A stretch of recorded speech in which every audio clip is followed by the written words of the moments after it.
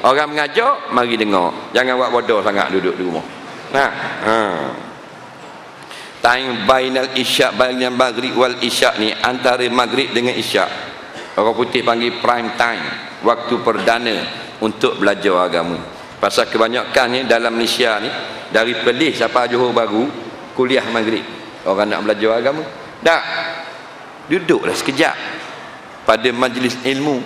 Daripada bodoh jadi cerdik. Daripada gelap jadi cerah, daripada Tuhan marah jadi Tuhan redha. Betul tak? Dari jahil jadi alim, daripada hidup mal'un dapat mabruk, dapat keberkatan. Mari sekejap, habis ngajak balik.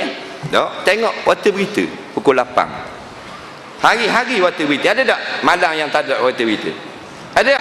Tak ada. Tiap-tiap malam ada waktu berita. Duk tengok waktu berita gitu. Kadang-kadang ada pukul 10 ada pula. Pukul 11 ada waktu berita. Nah, gua ni siapa ada penting sangat waktu berita. Siapa orang duduk mengajar wah tu, nak dak mari dengar, mu hebat sangat.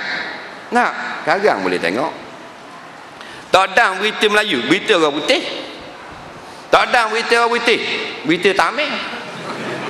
Nampak gak gambar. Pukul berapa berita Tamil? Berapa? Berita Tamil. TV 2 tau. 6 petang boleh tengok awak. Datuk Seri Najib Oruye Punduh dia. Nah. Ada boleh ada. Boleh tengok. Nah.